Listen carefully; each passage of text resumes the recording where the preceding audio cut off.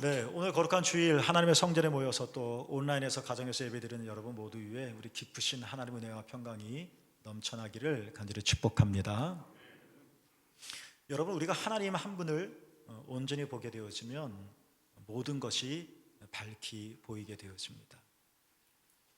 문제에 얽힌 원인들이 사실처럼 굉장히 복잡한 것 같지만 결국은 우리는 단순한 해결책에 도달하게 되어질 겁니다.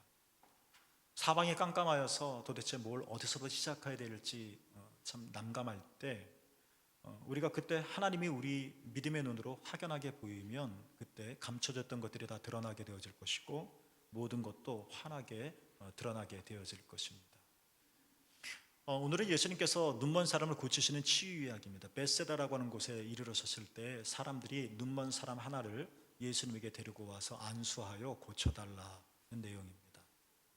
그리고 예수님은 안수하셨고 그리고 그의 눈을 밝혀주셨다 하는 그런 놀라운 치유, 기적 이야기로 마감을 합니다. 이 사건을 그냥 액면 그대로 보면 진짜 육체의 장애를 가진 분의 사건입니다. 눈을 볼 수가 없는 겁니다. 귀가 들려지지 않는 것처럼 앞을 볼 수 없는 사람, 육체의 치료를 일컫는 것입니다. 그러나 정말 우리가 치료받을 것은 몸만은 아니겠죠. 우리의 마음도 치료를 받아야 되고 우리의 감정도 치료를 받아야 되고 우리의 기억도 또한 치료를 받아야 합니다. 이렇게 우리의 인격과 삶 전체가 상처가 많고 병든 상태이기 때문에 우리 삶 전체가 치료를 받아야 되겠죠.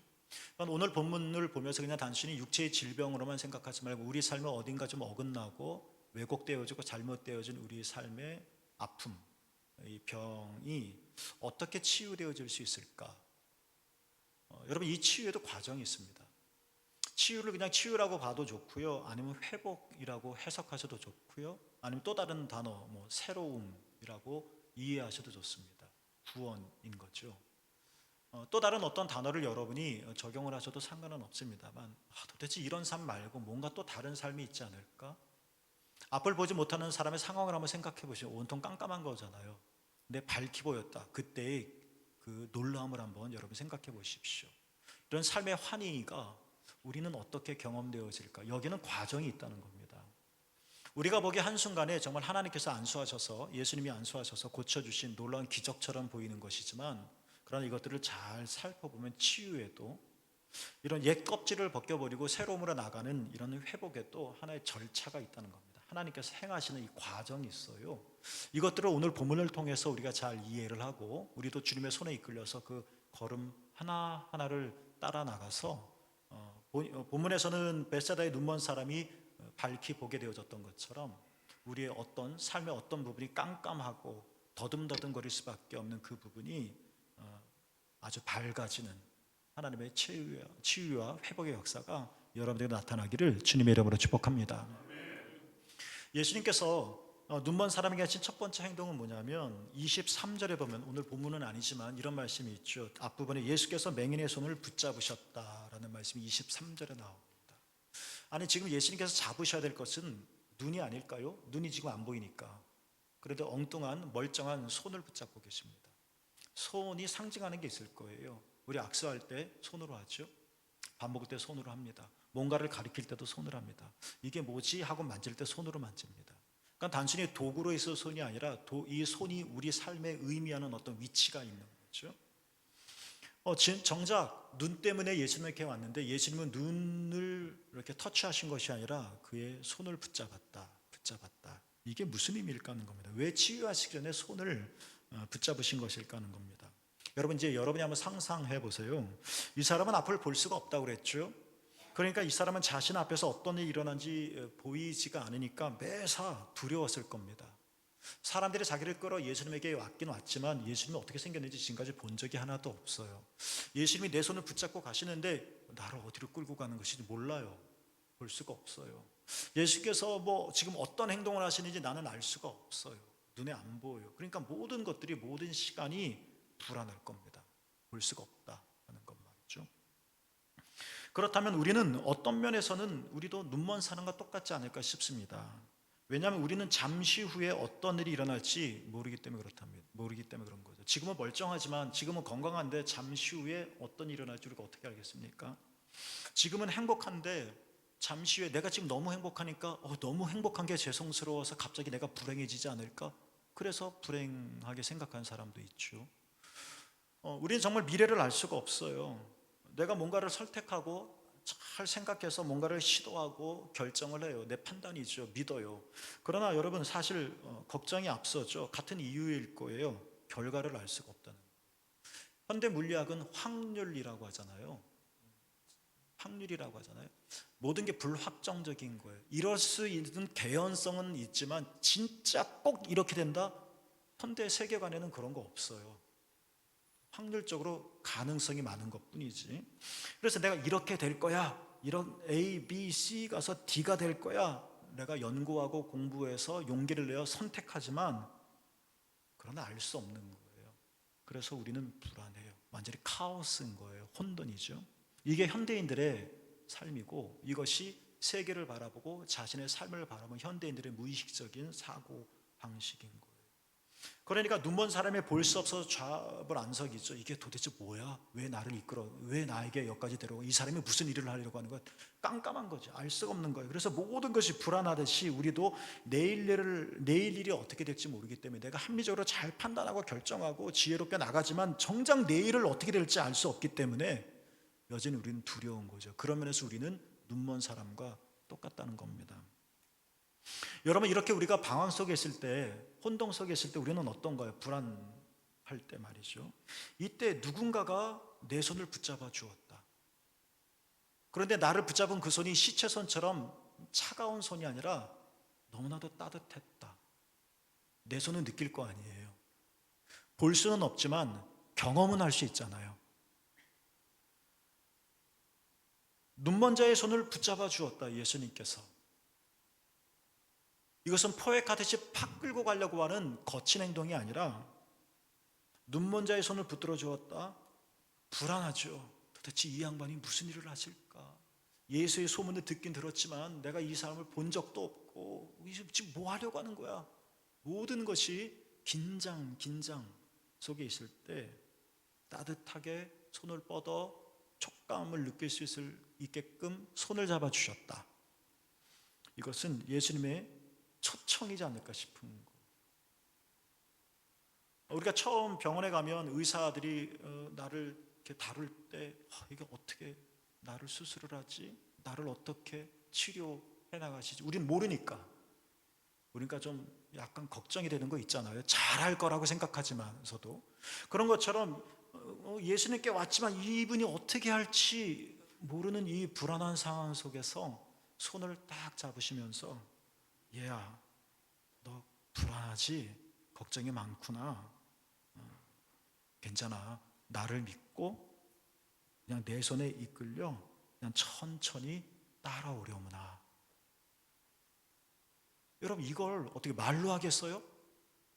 말로 한들 눈으로 볼 수가 없으니 속일 수 있는 거잖아요. 신뢰할 수 없잖아요.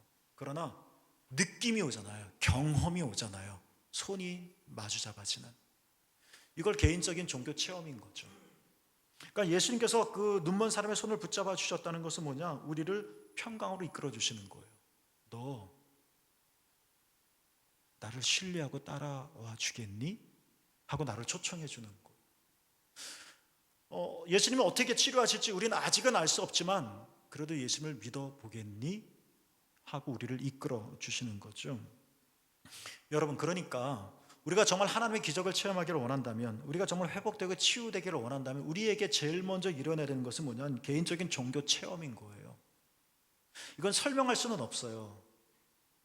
이거는 논리적으로 증명할 수는 없어요. 눈으로 볼 수 없으니까 실증할 수는 없는 거예요. 나쁘게 말하면 그냥 감각만 의지하는 것이죠. 그러나 내가 그분의 손을 마주 잡았을 때 오는 촉감, 전해지는 따뜻함, 부드러움, 이런 개인적인 종교 체험들을 통해서 내가 이분을 믿을 수 있겠구나. 내가 걸어갈 길이 어떻게 될 것을 다 계산 예측 가능하기 때문에 안전한 것이 아니라 나는 여전히 불안하고 어둡지만 깜깜하지만 그래도 내가 이분을 믿고 따라갈 수 있겠구나 하고 그분께 내 자신을 기댈 수 있는 종교 체험 말입니다. 이 종교 체험이 구원의 첫걸음인 거예요. 여러분 축복합니다. 주님께서 여러분의 손을 이렇게 만져주시기를 원해요. 직접 내 손을 만져주시는 걸 수도 있겠고, 아니면 내 등을 두드려 주시는 걸 수도 있겠고, 아니면 내 안에 뭔가 확증적으로 올라오는 어떤 내적인 사건일 수도 있겠고, 다양하겠지만 오늘 이 본문의 주인공한테는 손을 만지는 것이었겠고, 어찌됐든 이 복잡하고 혼란하고 확정적이지 못한 이 불확실한 것 투성이 속에서, 이 어둠과 혼돈 속에서 내가 어떻게 주님을 신뢰하고 주님 앞으로 내 인생을 드릴 수 있을까? 그건 종교 체험인 거예요. 여러분 축복해요. 주님이 여러분 이렇게 만져주시기를 원해요. 그리고 그분께 끌려가기를 원해요. 그렇죠? 예수님께서 두 번째로 한 것은 뭐냐? 23절에 보면 맹인의 손을 붙잡으시고 그 다음에 뭐냐? 마을 밖으로 데리고 나가셨다 하는 겁니다. 왜 마을 바깥으로 데리고 나가셨던 것일까요? 그냥 거기서 고칠 수도 있잖아요. 보는 눈이 많아서 그런가요? 뭐가 잘못한 게 있는 건가요? 그냥 급한 대로 여기서 해주시지. 마을 바깥으로 나가다. 이것은 단순히 공간적인 좌표의 문제는 아닙니다. 이것은 하나의 은유일 거예요. 마을은 뭘 의미할까요? 이 사람이 고향이 여기일 수도 있겠죠. 물론 이사 올 수도 있었겠지만 어찌됐든 여기 사는 사람일 가능성이 많을 것 같아요. 그렇다면 마을은 뭐예요? 눈먼 사람들을, 이 눈먼 자를 잘 아는 사람들이 있는 곳인 거죠. 그러니까 마을은 눈먼 사람에 대한 선입견과 편견이 있는 곳이에요. 예수님도 고향에서 환영받지 못했잖아요. 그 사람이 정말 악했을까요? 마을 사람들이, 나사렛 사람들이 그럴 수도 있겠죠. 그러나 우리가 이런 상황들을 생각해 보면 이 나사렛 사람들이 예수님을 너무나도 잘 알고 있는 거예요. 그래서 너가 목수의 아들이 아니더냐 이런 말까지 하는 거죠. 예수님의 과거, 예수님의 어린 시절, 예수님의 연약함을 그냥 싹 꿰뚫고 있으니까 이 예수님, 메시아로서의 예수님보다 인간적인 예수님에 대한 기억들이 많아서 하나님의 아들 예수님에 대한 편견과 선입견, 자신의 경험 속에서 나오는 예수님을 계속 바라보는 거겠죠. 거기서 예수님 사역하기 힘든 거예요. 오늘 베델 찬양대 찬양 진짜 은혜로웠어요. 감사드려요. 근데 하나 질문 드리고 싶어요. 왜 어머니만 기도해요? 아버지는 어디 갔어요? 아버지는 필요 없는 건가요? 이것도 우리의 사회적인 편견인 거예요. 그러니까 남자들은 입만 다물면 최고인 거죠. 어머니는 무릎 꿇고 기도해야 되는 거고. 그러니까 그 지역 역사 속에서 만들어놓은 사회적인 편견이 있는 거죠. 이것은 사실이냐 거짓이냐 그런 문제가 아닌 거예요. 오랫동안 마을 사람들과 함께 부딪혀 살아오면서 눈먼 사람에 대한 사람들이 갖는 편견이 있을 거예요. 우리도 편견을 갖죠. 이 사람은 가난했을 거야. 얼굴이 까만 사람은 IQ가 떨어질 거야. 이거 다 편견인 거예요. 오늘날이야 사회와 복지시설이 잘 되어 있었지만 이 당시에 눈먼 사람은 직업도 없었을 테니까, 변변치 못했었을 테니까 사는 게 예상되지요. 제대로 됐겠어요?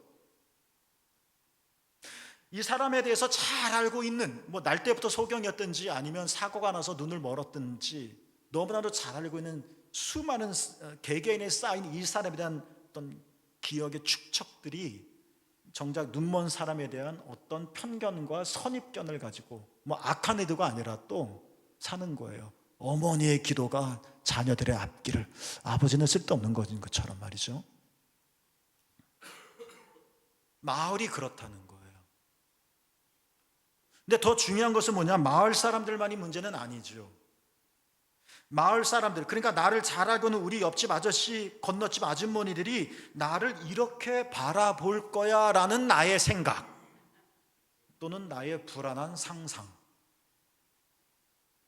이게 더 큰 문제인 거예요. 물론 편견이라고 하는 건, 시각이라고 하는 건 늘 언제나 역사 속에서 존재하죠.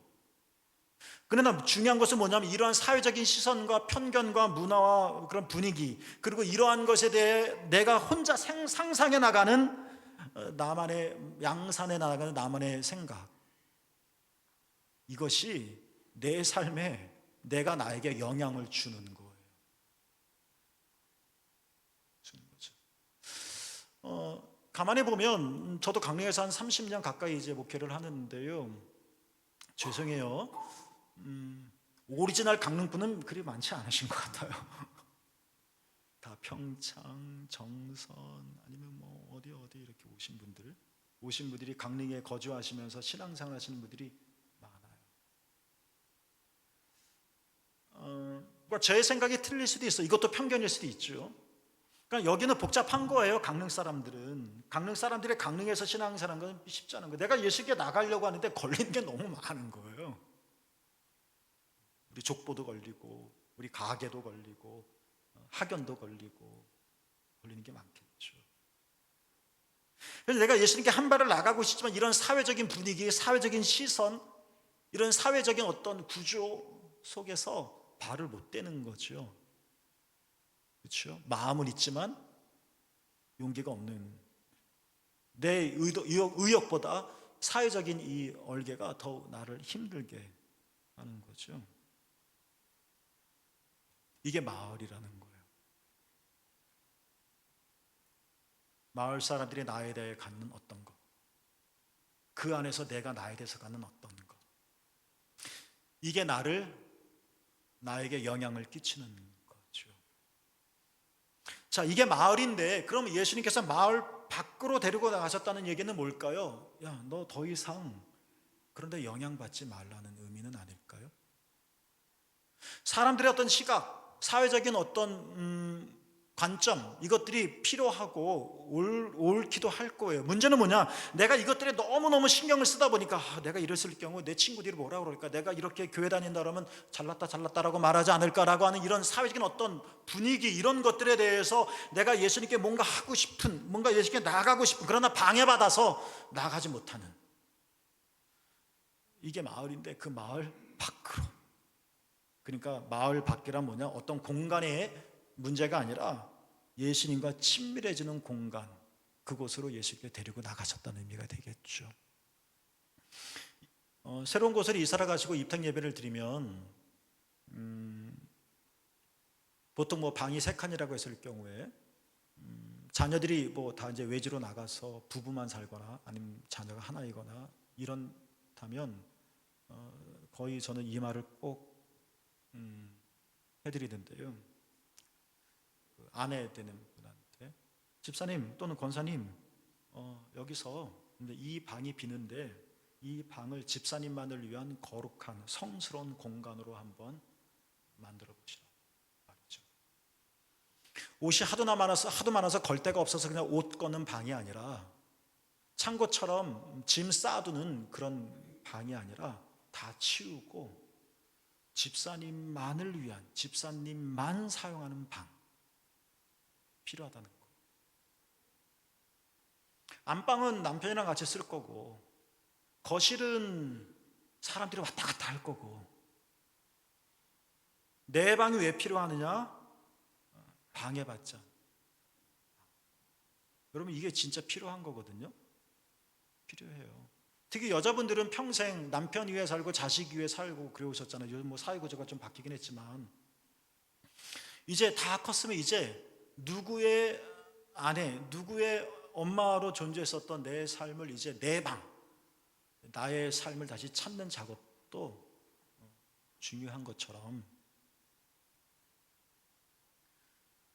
방해받지 않는, 그래서 주님께 집중할 수 있는 그런 방, 비싼 돈을 들여 도배를 하지 않아도 책상 하나 갖다 놓고 뭐 스탠드를 켜놓는다든지 아니면 뭐 촛불을 켠다든지 성경책 놓고 성경 읽고 음악 찬송 틀고 아니면 뭐 좋은 음악 듣고 묵상하고 필사하고 기도할 수 있어요. 포인트는 뭐냐면 얼마나 멋들어지게 차려놓느냐가 아니라 나만의 공간, 방해받지 않는 것, 이게 마을 밖으로. 여러분, 예수님은 우리를 그리로 데리고 나가시는 거예요. 주님은 여러분의 마음을 잘 알고 계세요. 여러분이 얼마나 예수님을 사랑하는지, 여러분이 얼마나 예수님을 따라가고 싶은지 너무나도 잘 알고 계세요. 그러나 문제는 뭐냐면 나는 내 발길은 향하는데 마을에 방해하는 것들이 너무 많은 거예요. 내 삶의 침투에 들어와서 이 거룩한 걸음을 못하게 하는 것들이 너무 많은 거예요. 그 자리에서 치유라도 받았다면 수많은 사람들의 던져지는 이 말들이 많은 거예요. 그리고 나는 여기에 영향을 받는 거죠. 그러지 말고 예수님께서 마을 밖으로 데려갑니다.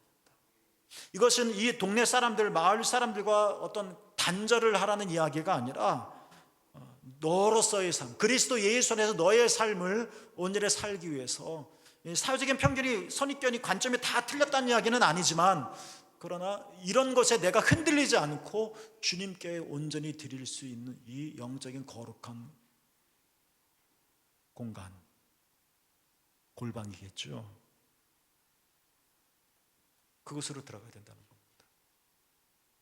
주님의 따뜻한 손 잡음을 통해서 왠지 모르게 내 안에서 끌어들어오는 평화가 우리 안에 경험되어진다 할지라도, 우리가 마을 밖으로 나가지 않으면, 마을 밖에 어떤 거룩한 성소를 우리가 만들지 않으면 이 평화는 방해받아서 금방 촛불처럼, 바람에 있는 촛불처럼 꺼지게 되어 있거든요.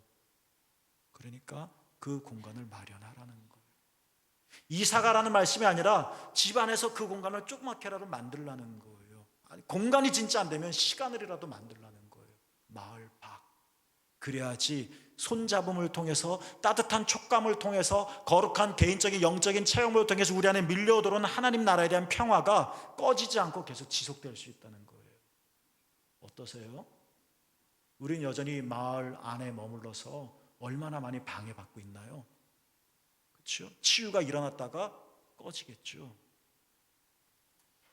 세 번째, 예수님께서 다시 그 사람의 두 눈에 손을 얹고 안수를 하셨어요.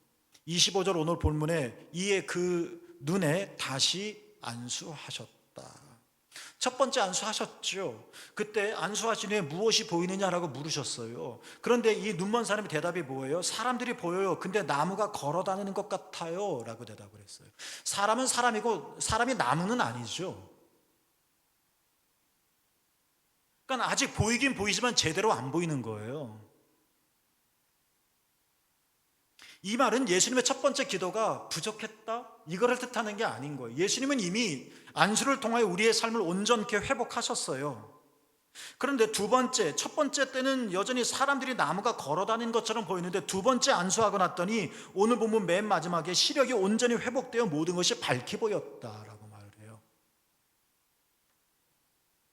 그러니까 안수도 두 번씩 받아라, 뭐 이런 이야기가 아니죠. 안셔는 그린이라고 한 사람이 이 두 번째 안수 후에 눈먼 자가 어떤 행동을 했는지를 좀 살펴봐야 된다고 얘기를 했거든요.